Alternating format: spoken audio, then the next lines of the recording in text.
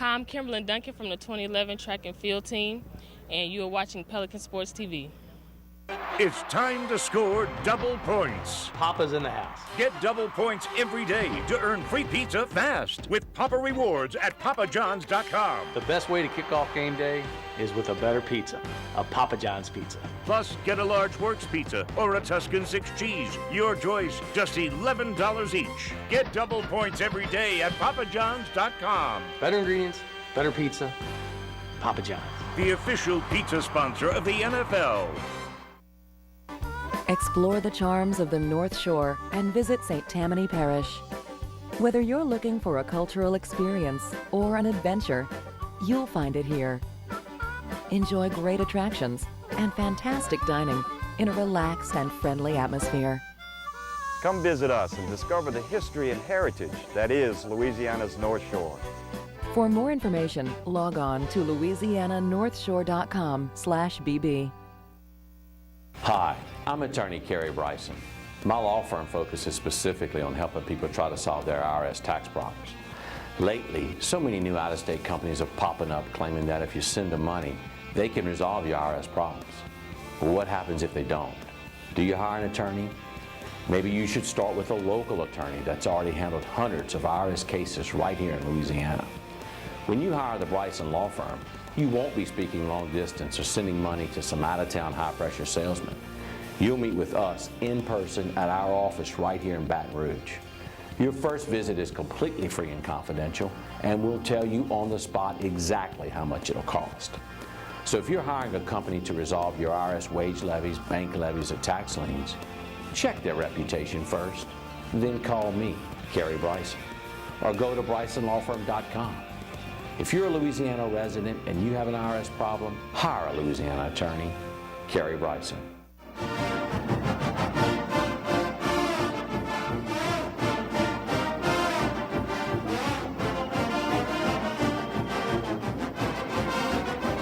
We continue with Tigers Roar here on Pelican Sports TV, and as we do just about every week, except maybe in baseball season when he's busy with some duties there, we visit with Brian Lazar of TigerBait.com. Brian, good evening. How are you? Good evening. How you guys doing? We're doing really well tonight. Brian, give us the very latest out of LSU football. I know Coach Miles met with the media yesterday, and some players were made available today. Right. And again, obviously, all the talk about the Alabama game. It's funny though. You listen to the players today, and if it really wasn't the fact of the fans making such a big thing about the game, and obviously the media's questions are in that direction, the players are more or less, they appear to be the same this week as they are in any other week. So I know we're still more than a week away from the game, but I think that they know the importance of the game, but they're not. It's not like they're all revved up or anything at this point. All right, injury front. It's said that Lonergan is expected to be back. Could have played last week if he'd have been pressed into service, but everybody should be good to go come Alabama from the injury report.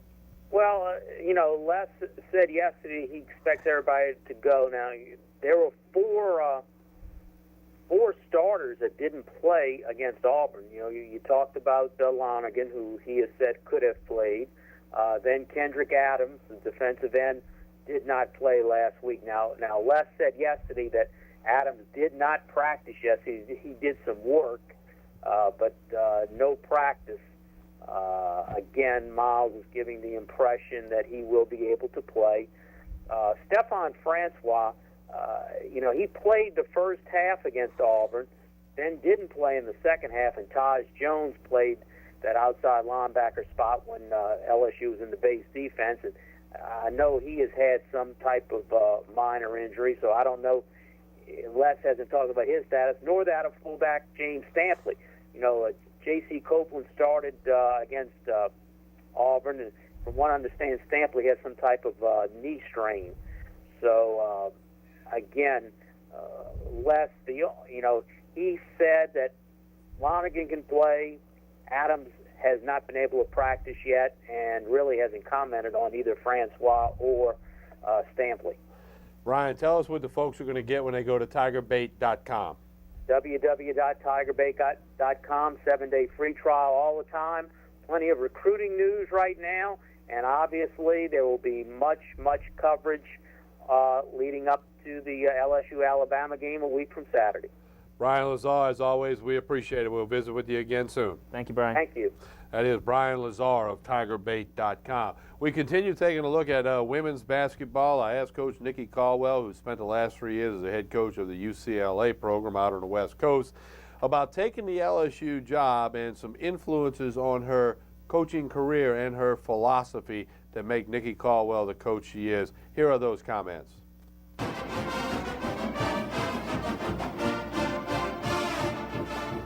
Well, it first started with Joe Oliva and his staff flying to Bristol, Connecticut. I was commentating with ESPN during the regionals of the Final Four and or the NCAA tournament, and he flew out there to meet with me and talk to me about LSU. And we probably visited for about 2.5 hours. Unbelievable person, unbelievable people that he works for him. When we left, or when he left, and I was sitting there, I thought to myself, this is a great opportunity. And given the tradition and the history of LSU women's basketball and Sue Gunner and what she's done for the game, it was a no-brainer. In coming here to LSU. So once the position was on the table, I obviously was very excited about this opportunity to be here, and I accepted the job a week later. My mom has influenced me in so many aspects of my life, not only from an athletics standpoint, but spiritually, emotionally, and all other areas. The thing that she also did was she took time out. And she made time, because usually you have your father that coaches your team or something or something like that. She took over that reign, and she was my coach early on in elementary, 5th and 6th grade. I'll never forget this. And so for 2 summers, she coached my team, and obviously she was tough on me, which I wouldn't expect any less. And so it really prepared me to go on to play at a great high school under Coach Jill Pruden, who obviously prepared me for Pat Summitt. I don't know if you can be prepared for Pat Summitt, but she definitely gave me the tools and the guidance that I needed to be successful at the next level. Well, UCLA is always going to be a special place. The people there were amazing. The administration was easy to work for. There were great student athletes that I was able to coach. I know that the Pac-10 is going to continue to get better. Stanford has always been one of those programs that have maintained that standard of excellence on the West Coast. We were trying to do our part as UCLA. We also had Arizona State, Oregon, SC. So there was a lot of great competition coming out of the Pac-10. But coming back to the SEC was definitely on my mind, considering I played here, been a part of the SEC as an assistant coach, and I understand that the SEC and the tradition of it being one of the most powerful conferences in the country. So that was definitely enticing to me. But most importantly, LSU has always been one of those programs that has maintained that standard of excellence as well, going to 5 consecutive Final Fours.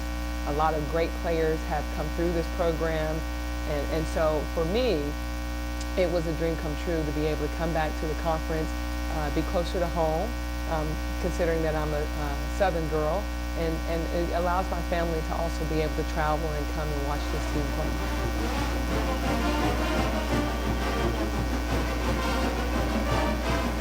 Ask Coach Nikki Caldwell about practice. She likes to break it into 4-minute segments that you have during the game with TV timeouts and stuff.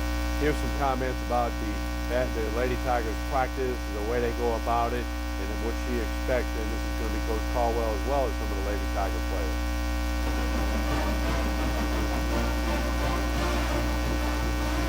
Because there's things that we're asking of them that should just be the norm. And so, you know, impressing us will be coming every day, and you can do this. Because week 1, you know, everything is new, so they're still anxious. But I want to see them, you know, 6 weeks from now. You still have that same fire, that same, you know, feeling in the pit of your gut that you're anxious to come to practice. Then I'll know who's going to impress us. But coming to practice every day, working hard, taking care of your academics, that's the norm. So, I'm wired a little differently in what I praise and what I don't praise. And stuff that you should do, they don't necessarily get praised for that. So the impressing part is really up in the air right now. Practice is very intensive. Everybody's still learning a lot of things, and everybody's open-minded about learning new things. So I would say practice is coming along very good. It's intense. That's the word for it. It's intense. It's non-stop. The only stop we get is a water break for a minute, and that's it. And we just keep going all the time. It's short and sweet, but we get the job done.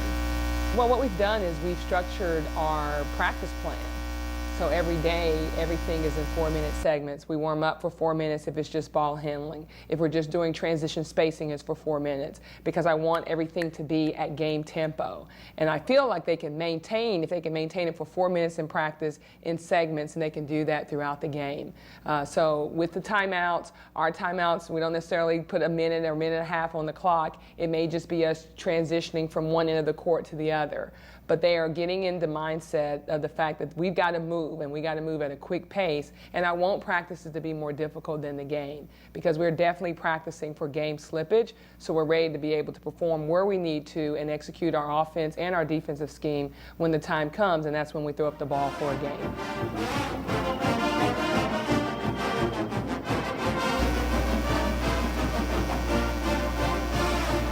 One of the key players for the Lady Tigers will be Lysandra Barrett. She's being recognized in a lot of the preseason media teams, all-conference teams, and on some award lists. Here's some comments about Lysandra Barrett and the seniors by Coach Caldwell, and you'll hear from Lysandra as well.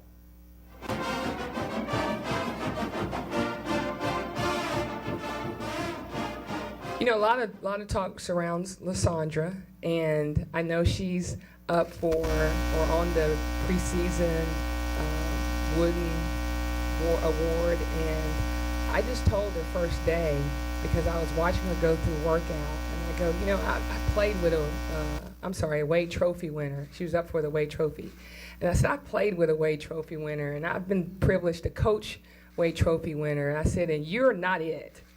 And so I really challenged her from day one to step up, because there's a lot of attention surrounding her, and I want her to be successful, so we don't necessarily want to sell her short, and we want to make sure that she understands and that she understands the reality of what it means to be a Wade Trophy recipient. I'm just trying to lead by example and help my teammates out a lot, like Crystal here, freshman who's going through a lot, but just trying to give my all in practice and finish my senior year out with a bang. As now she's held accountable at a different level. When you get that attention and people are talking about you, you got to step up, and she got to step up in a major way in practice, and she has. And so with her leadership, her ability to score the ball, the different things that she's going to be able to do on the floor, it's only going to help Crystal. It's only going to help Jean or Ann, because she's got to be a leader by example. And that's the thing that we really stress to her and that upperclassman, is being leaders so we can have eager followers in our underclassmen. As much as we've been through, when I speak about the 5 seniors, and just to finish the year off with an amazing, journey, or just a trip of, where we know we succeeded and we work hard to reach our goal. It'll just be an amazing feeling. So that's why we're working hard right now, and in the weeks coming, to just go all out, because like I said, this year means so much. We have heavy hearts right now, just because we want to win and then set the tone for them in the next couple of years to do the same thing.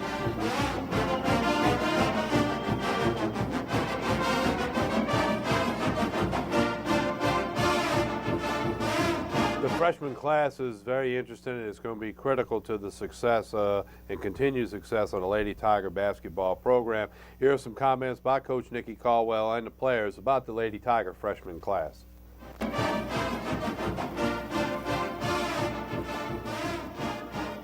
I would just have to play within myself. I got to play with my team. It's 5 on the court. You just got to play. She needs to contribute right away.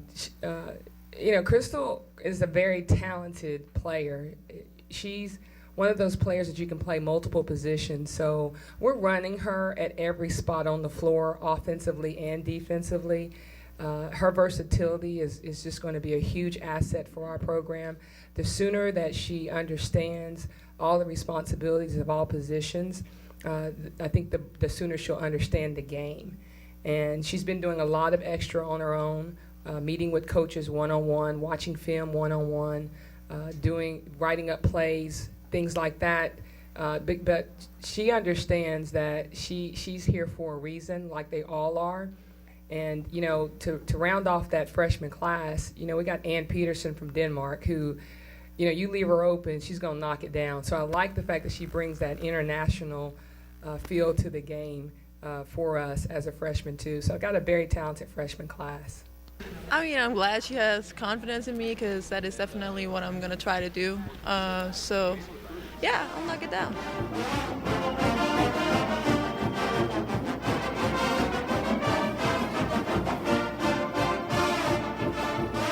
I asked Coach Nikki Caldwell about her offensive and defensive philosophy and what kind of basketball team that the Lady Tiger fans are going to see, especially those that maybe haven't been to a game in a while. Here's her answers about offensive and defensive philosophy.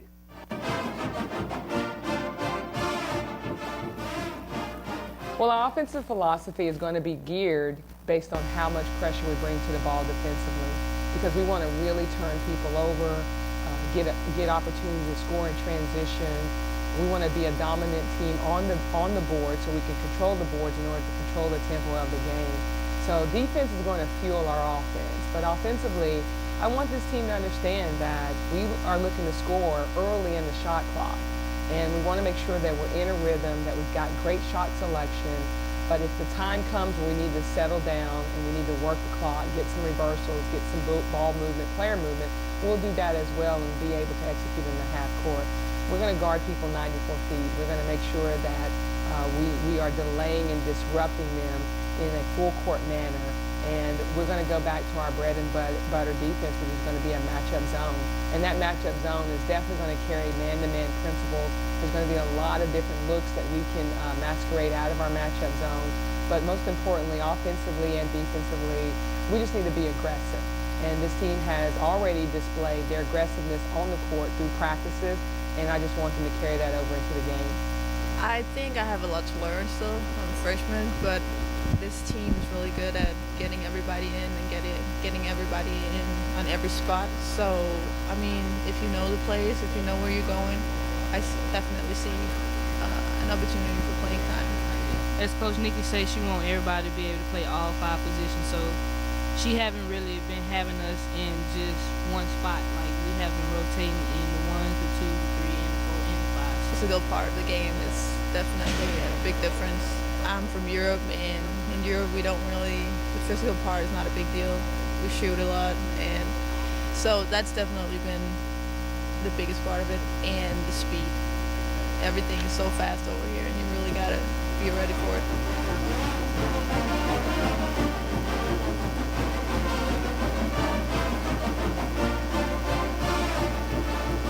You know, Coach Caldwell's got a lot of notoriety around the nation. She's got an organization called Champions for a Cause.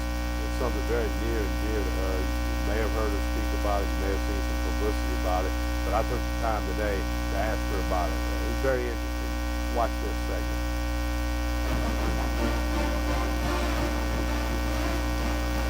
Champions for a Cause is a foundation. It's our 501c3 foundation that Holly Warlick, the associate coach at Tennessee, and I co-founded several years. And what we do is we ride across the country in the summer and we raise money and awareness for breast cancer. She and I both have been affected by breast cancer through family members, friends, and former players.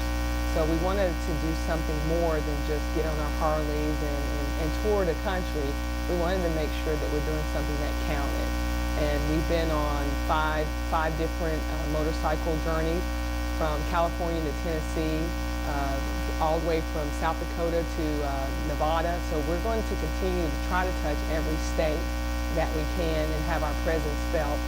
Again, Kay Yao, what she's meant to the game, the former coach at NC State, you know, she's somebody who is a recipient of the funds that we raise and is going towards research. And obviously we want to make sure that we're educating ourselves and our current players and their families about what's going on. Well, I bought a purple Harley, and it's beautiful. and I just bought it this summer, and I'm having some work done on it, and it will be displayed at a game, and it's going to be something that it's going to be a piece, it's going to be a staple that people will want to talk about. And I can tell you this, it's very LSU. So I own the Ultra. When I do this bike trip every summer, it's not like I'm riding behind anybody. It's me on the bike with my pegs, so I do wear the leather chaps and the boots and all of that. But on the flip side of that, I'm definitely a lady that loves to coach this game in a big way.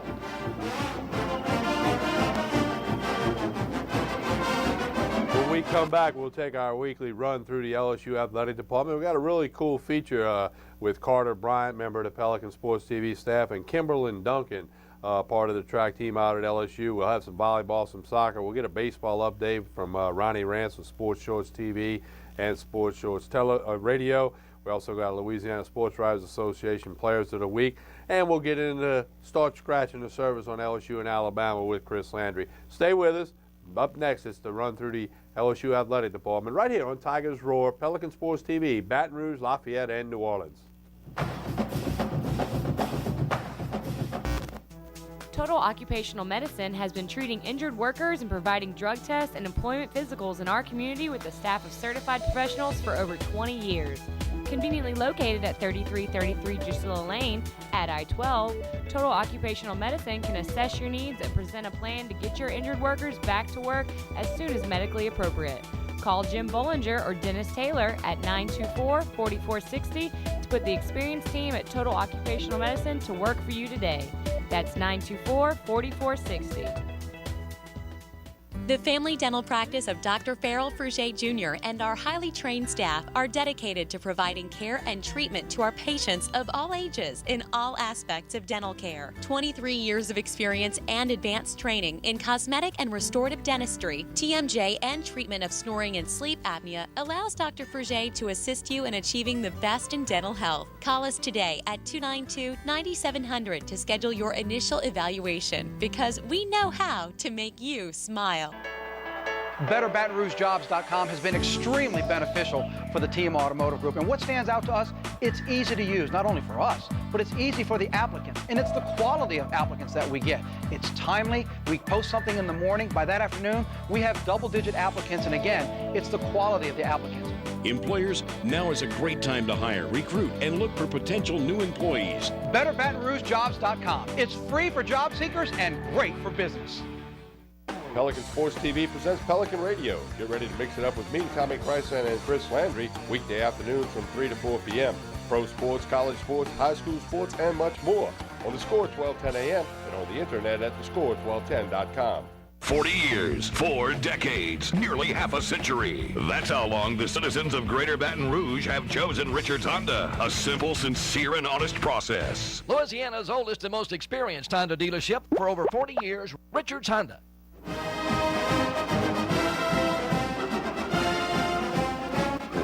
We continue with Tigers Roar. It's our weekly run through the LSU athletic department. And up first, we got a really cool feature.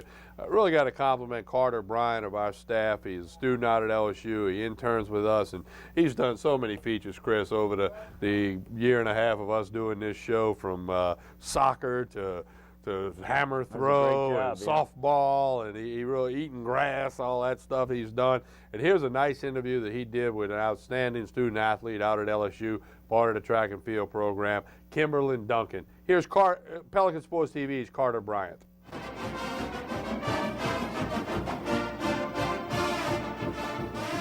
Hello everybody, this is Carter Bryant once again for another edition of Tigers Roar out here at the Bernie Moore Track and Field Stadium. We have a very special guest today, Miss Kimberlyn Duncan. And what's crazy about this is that you have a couple Y's in that, Kim. Huh? What's it like having the name a little bit mixed up there? It's great. I love my name, you know. Well, with the Y though, I've never seen a Kim with the Y thrown in there.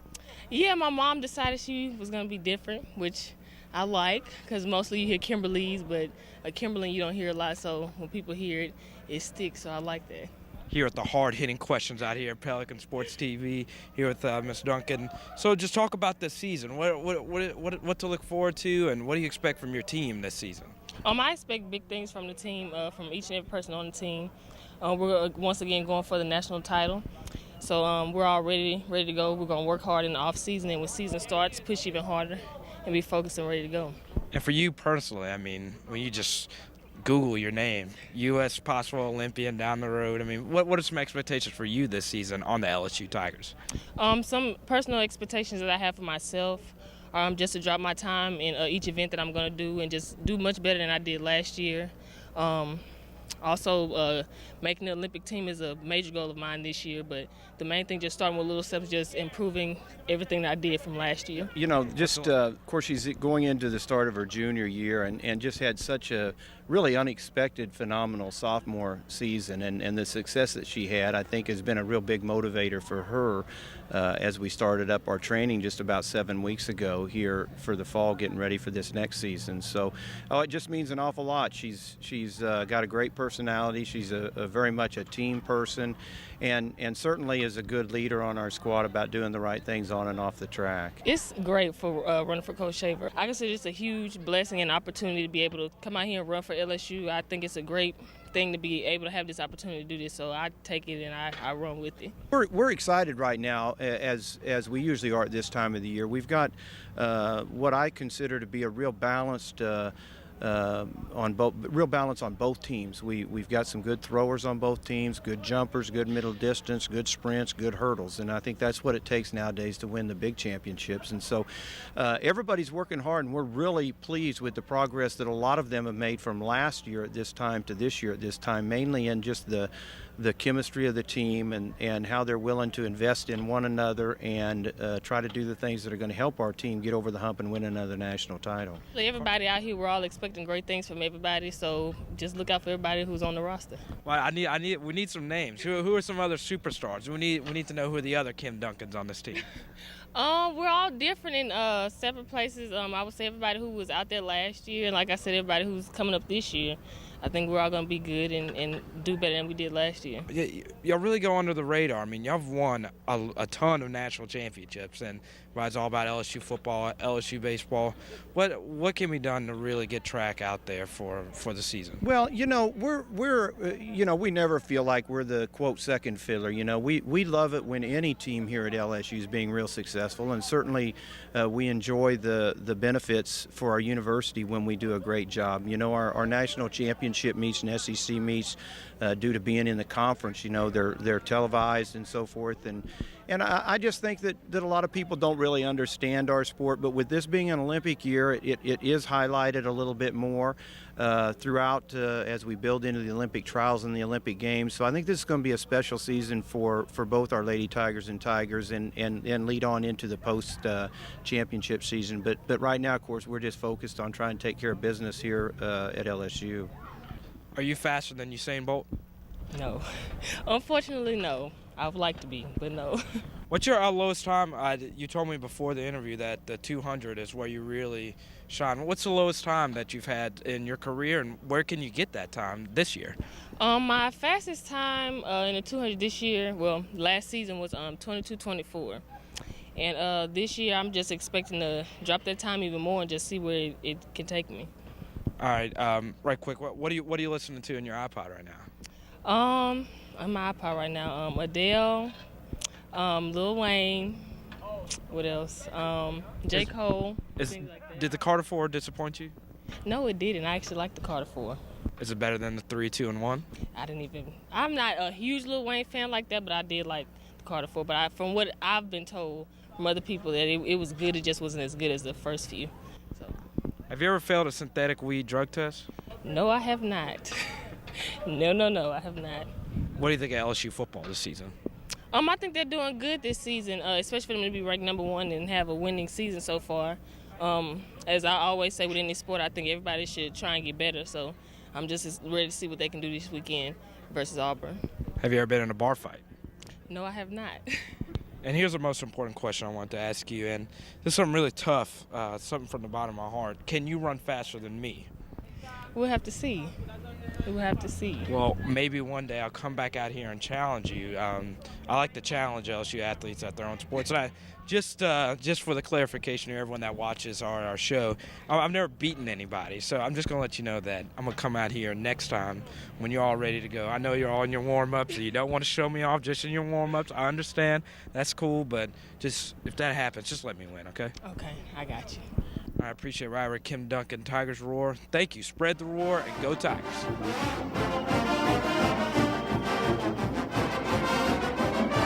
Good work by Carter Bryant, and it's great to see the track and field program who accomplishes so much each and every year, outdoor and indoor, and Coach Shaver doesn't probably get enough recognition that he should do, but the rest of the nation, the track and field world, they know about LSU track and field. Yeah, I mean, it's probably the most dominant sport that LSU has in terms of what they can accomplish and championship level. Gosh almighty, it's off the charts. So, yeah, they do a great job, and I think the relationship that football program has had over the years with the track program and with the baseball program has really been positive and really benefited everyone involved.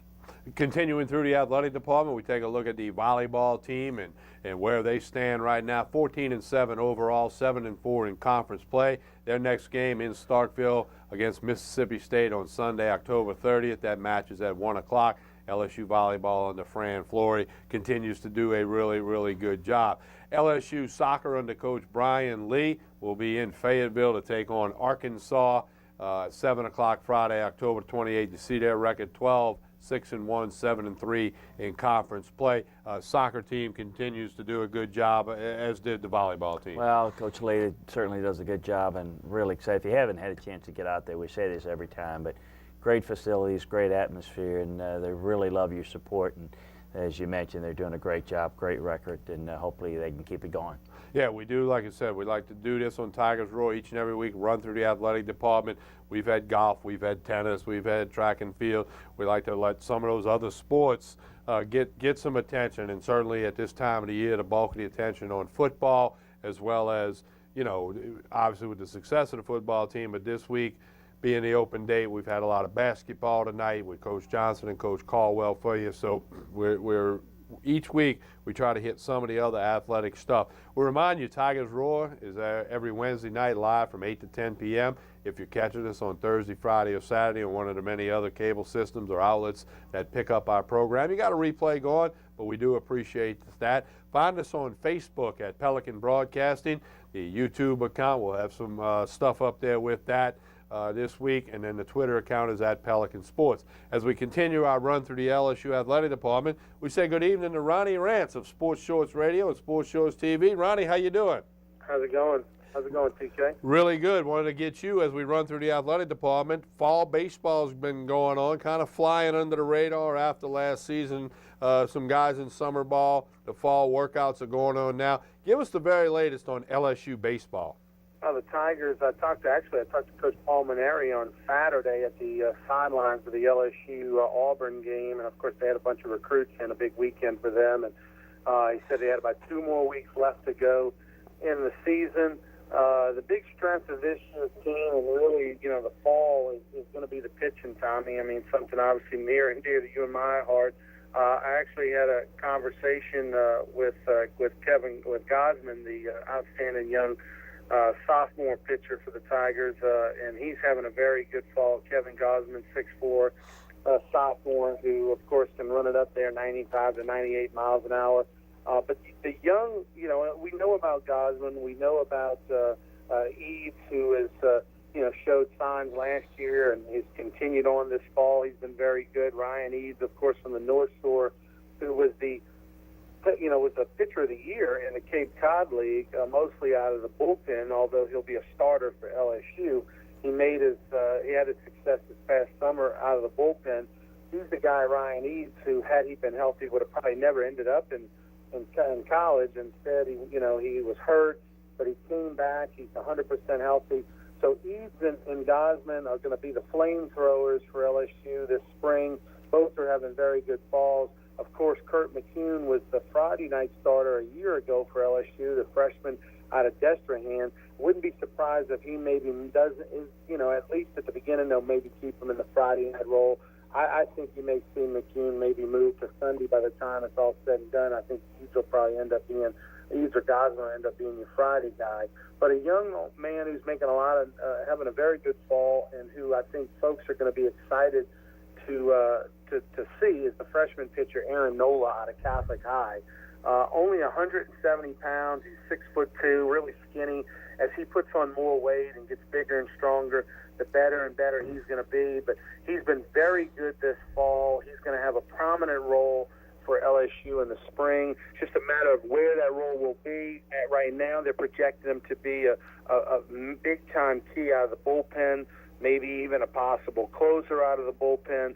But Aaron Nola, the freshman from Catholic, has been everything they thought he would be, and it's kind of exciting. LSU fans will get a chance to see the Nola brothers on the field. But Aaron Nola probably will make the biggest impact as far as on the mound as a true freshman is concerned. Ronnie, is it safe to say that Coach Maneri does not need you or me to go down to the bullpen and loosen up? No, it's safe to say. You know, this is going to be one of the best pitching staffs, I think, that LSU baseball has ever had. And that's saying a lot when you go back to the great pitching staffs in the late 80s, when the guys in 89, and you talk about Ben McDonald and Kurt Laskanik and Paul Bird and Rick Green that came in 1990 and Mike Surratt. You had a lot of great pitchers back then that played the major leagues. Mike Sorotka, Chad Osha was on that staff in 89. You know, those were some of the better pitching staffs ever. This year's staff, I think, and we won't know for a number of years, but I'm going to throw out a name who I like a lot, Nick Rumbelow. He's only a sophomore, 6 foot, 190 pounds, out of Bullard, Texas. Nick Rumbelow, I'm telling you, this guy, he's throwing the ball 93 to 94 miles an hour right now, can gust it even higher. And he was on the team last year, got some garbage time down the stretch. But Nick Rumbelow is a guy who I think, maybe not even so much this year, but by the time he's a junior, he's going to be a big-time guy out of that bullpen, maybe a closer type, 93, 96 miles an hour with a hard slider. I mean, those are major league arms when you talk about Rumbelow and Nola out of your bullpen, and then you go with Gosman, McCune, and Eads as your starting staff. I mean, those are all 5 guys that potentially could pitch in the major leagues one day. Ronnie, tell us about Sports Shorts TV and Sports Shorts Radio. Sports Shorts TV, Tommy, Saturdays, 10 to noon, myself and Chad Bluen. That's on ESPN Radio, 104.5 FM. We're excited to be there ever since midsummer. We do the show live from Gambino's Restaurant on Essen Lane in Baton Rouge, so come on out and see us or give us a call or check us out. We'll obviously be talking a lot about LSU, Alabama, but we also break down the Saints, and we'll talk a little World Series action. Hey, World Series, hopefully it'll be over with by Saturday. You never know. All right, and Sports Shorts TV? Sports Shorts TV every Monday and Tuesday night, 8 o'clock on Mondays, 9 o'clock on Tuesdays on our home Pelican broadcast. And this week we're going to be visiting with Mike Scarborough of TigerBait.com. Mike will be our in-studio guest. Again, myself and Chad Bluen every Monday and Tuesday night, breaking down the world of sports the first half hour, and then we have our special guest segment. And Mike Scarborough will be getting us updated on that LSU recruiting, and we'll be talking LSU, Alabama, the game of the century.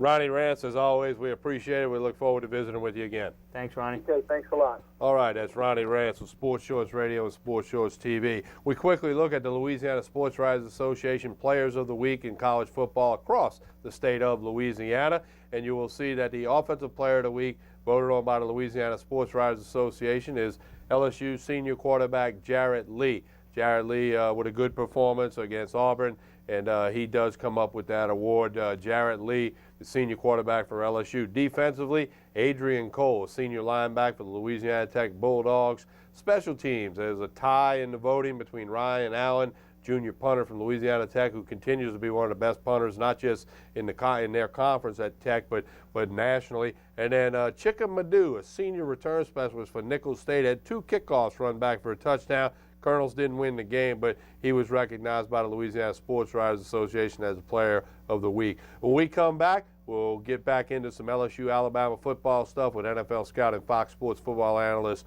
Chris Landry. I'm Tommy Christ, and you are watching Tigers Roar right here on Pelican Sports TV, Baton Rouge, Lafayette, and New Orleans. And, of course, we do stream on the internet at PelicanSportsTV.com. Don't forget, you can contact us via email at pelicanbroadcasting@gmail.com. Pelicanbroadcasting@gmail.com. We'll come back with some LSU Alabama talk for you. Imagine that. Chris Landry, Tommy Chrysan, Pelican Sports TV.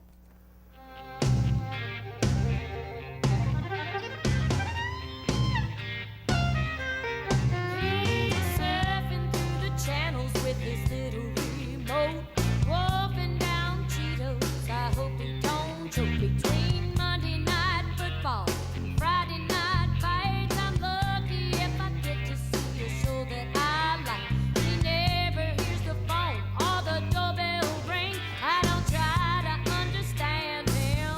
It's a male thing.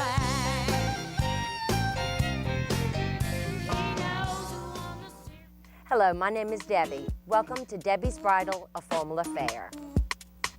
Come see the many great lines we carry in bridal, bridesmaids, mothers, flower girls, tuxes, and more. We also carry over 25 top designer lines in debutante gowns, Mardi Gras, pageant, and prom. Come meet me and my staff with over 30 years of bridal and pageant experience. Debbie's Bridal, a formal affair, Burnside and Gonzales, where service matters. Explore the charms of the North Shore and visit St. Tammany Parish. Whether you're looking for a cultural experience or an adventure, you'll find it here. Enjoy great attractions and fantastic dining in a relaxed and friendly atmosphere. Come visit us and discover the history and heritage that is Louisiana's North Shore. For more information, log on to louisiananorthshore.com/bb. It's time to score double points. Papa's in the house. Get double points every day to earn free pizza fast with Papa Rewards at papajohns.com. The best way to kick off game day is with a better pizza, a Papa John's pizza. Plus, get a large Works pizza or a Tuscan 6 cheese. Your choice, just $11 each. Get double points every day at papajohns.com. Better ingredients, better pizza, Papa John's. The official pizza sponsor of the NFL. Today was the day that I put everything in perspective. I fell asleep, but when I woke up, everything changed and the skies turned off. That was before. That was before. You came along and you played me a song with a little bit of love and a little bit of yeah, yeah. AT&T covers 97% of all Americans.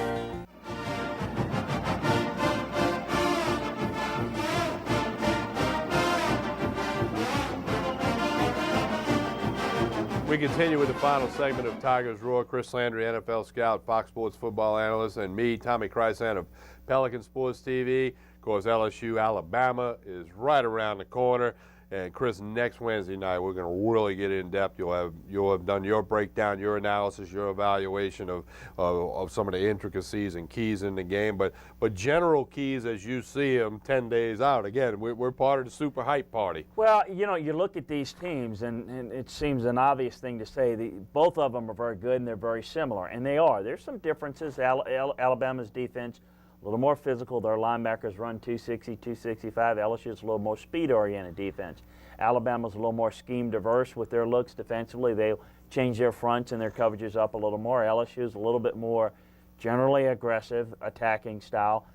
But both are very good. You would expect, you don't know, because you never know the flow of a game, mistakes that could take this game one-sided in a decisive win. But the logical thought is that these two teams, very good, dominant even, that they're going to be dominant on defense. I don't expect a lot of points. So what does it really come down to? You look at plays of the offensive line, both ability of both teams to be able to run the football as well as they can. So I talked a little bit about punter, field position. What offense and what defense, what special teams can generate a shorter field for their offense? If you can average a shorter field by, say, 15 yards on an average, you're going to have a decisive advantage in this game to be able to score some points in a game where points are going to be a premium. What quarterback's going to step up and make a play? It's not about needing an abundance of plays, Tommy, but at some point, a quarterback, you can't hide your quarterback. These quarterbacks, both A.J. McCarron, you see here, big-time throw here, right in the teeth of coverage. Jordan Jefferson, Jarrett Lee for LSU.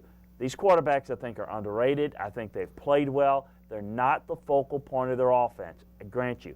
However, you're going to need some big plays. Thus far, against defenses that are not very effective, you can get away with certain things. Against these caliber of defenses that neither LSU or Alabama has faced at this point, they're going to have to get big-time plays, not a lot of them perhaps, but enough of them from the quarterback position. Which one is that? Which quarterback's going to be more likely to do that? Is it A.J. McCarron's at home, who's the one guy, the leader in the huddle for them, or is it going to be the two-prong system of LSU with Jarrett Lee and Jordan Jefferson? You look and see, well, LSU's got an edge because they have two guys they can turn to. That's true. But is that edge going to be worked to their advantage? The rhythm and pace, the ability to stay in sync offensively has been pretty functional with Jarrett Lee and Jordan Jefferson. But against a different style of defenses as opposed to this against this Alabama defense rather, it could be more difficult. So while it's an advantage and you have another option, you also have the possibility of messing up the rhythm a little bit more when you play two.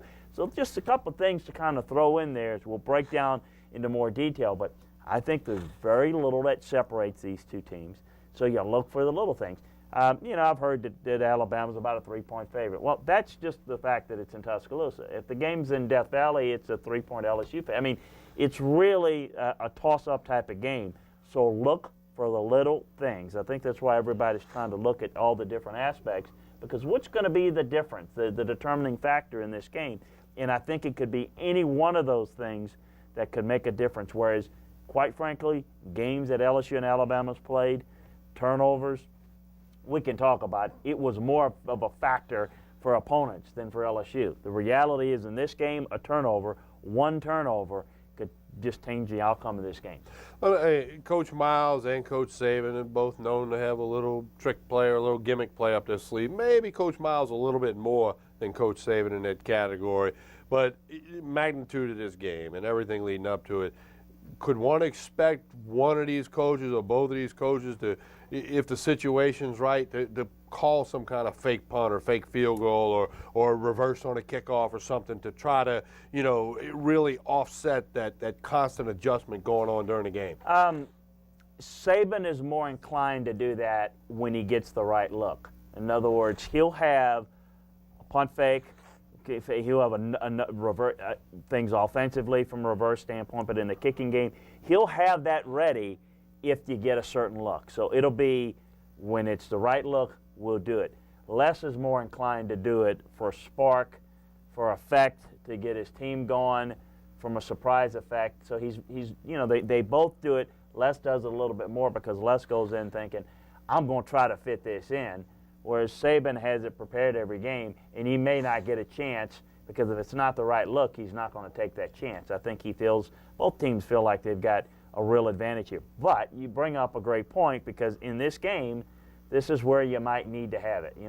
Certainly it was a big factor for LSU in the tight end reverse that really kind of broke the game open and made it in LSU's favor at home. So I think that a lot of little things like that are going to be huge factors in the game, and how it's defended in those situations and preparing for it is going to be critical. And in my little bitty football brain, I would think the primary objective of both offenses will be to come out and run the football, and then if they don't have success, make the adjustment. But I think the highest priority of the offensive plan on both teams will be, we've both got running backs, we've both got an offensive line, we want to run the football, and both are going to test the other defense. Both want to run it.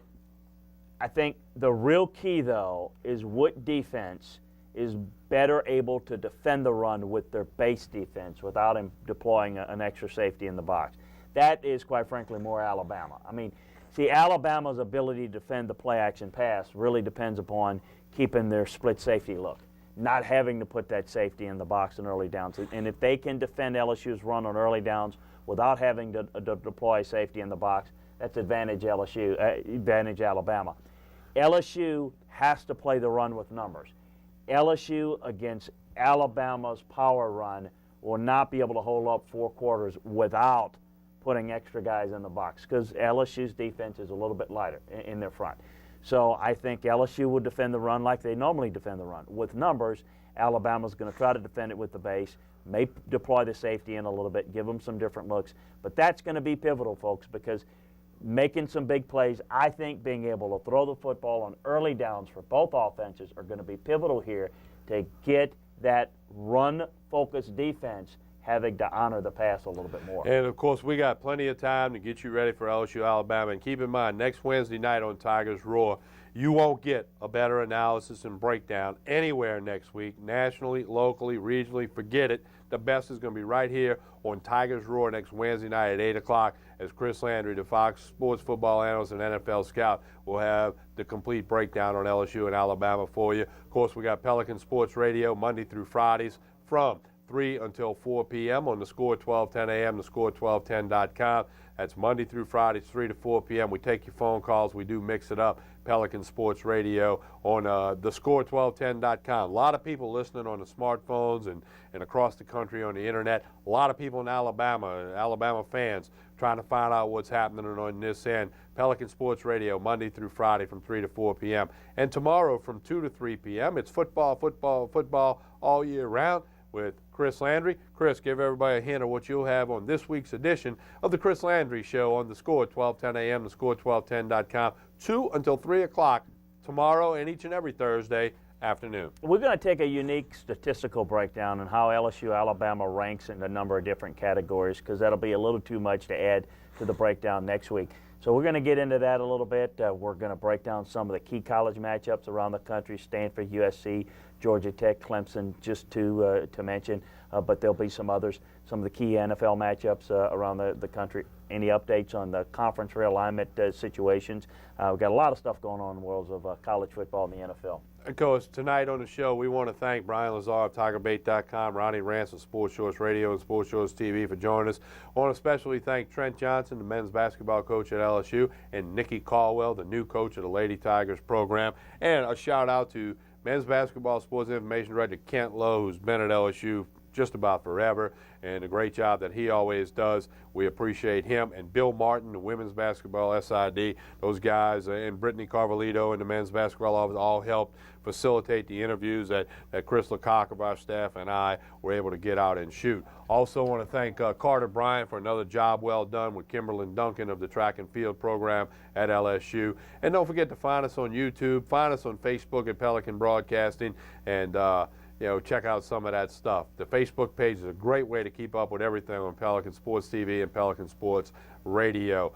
We do appreciate it, and don't forget, after that LSU-Alabama game, we will have the Phones First WJBO Pelican Sports TV post-game show immediately following that game, radio and TV for you with Richard Condon and me, Tommy Chrysan. Chris Landry, NFL scout, Fox Sports football analyst, as always, thanks a bunch. Always good stuff. Yeah, and next Wednesday's going to be fun, right? Absolutely. It'll be a little closer to the game time. All right, and of course, we want to always thank the entire staff at Pelican Sports TV. Chris and I get to sit here and try to look good in front of the camera, but a lot of people are involved, from Chris Lecoq to Carter Bryant, Marty Campbell, Alan Traylor, in making all this good stuff happen. On behalf of all of us at Tigers Roar, please spread the roar. Chris Landry, Tommy Chrysan, LSU and Alabama, it's coming up around the corner. We'll talk to you again real soon. Thank you for watching.